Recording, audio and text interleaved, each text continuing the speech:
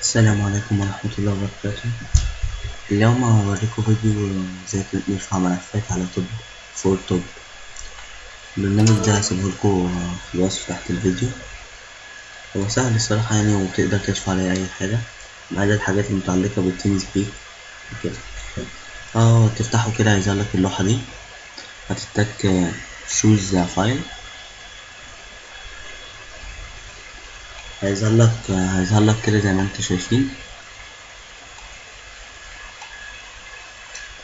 مثلا لو عايز ترفع أي حاجة دور شوف الديسكتوب ماي كمبيوتر، بداية الملفات كلها. مثلا نختار بس ملف من عندي، أو مثلا اخترت الملف ده، تك وافق وبعد كده في الملفات، ودي هتبقى رابط الملف ورابط المنتديات ورابط الحذف. يعني الحاجة سهلة جدا، ويعني مش بتعتبر بتاخد وقت. نجرب. طب هوريكم دلوقتي ازاي نرفع صورة، أو مثلا الصورة دي برضو أنا أكرم بموافقتي على اتفاقية الخدمة. بعد كده رفع الملفات، إنه نستنى لحد ما تترفع.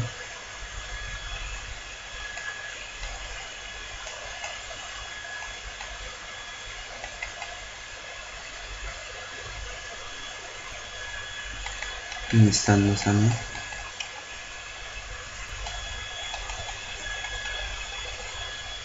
هو تقريبا كده بتاخد وقت شوية، بس ثانية شوية.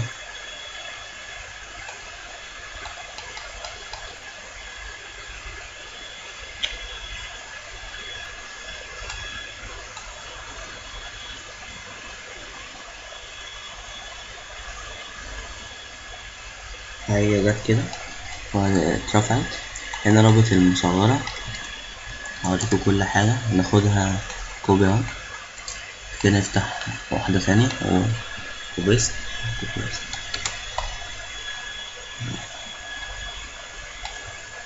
وهنا رابط المنتديات، ده يعني مش بحبه أوي الصراحة.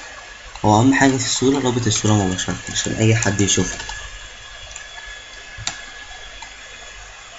أو مثلا هنا، وده رابط الصورة مباشرة عشان أي حد يشوفها. أو زي ما انتوا شايفين ديت الصورة اللي أنا رفعتها اهو تمام، اترفعت وكل حاجة تمام. ديت رابط الحذف عشان تحذف الصورة. بس كده وخلاص كده. لو في أي حاجة انتوا مش عارفينها اعمل كومنت وانا هرد عليكم ان شاء الله. السلام عليكم ورحمة الله وبركاته.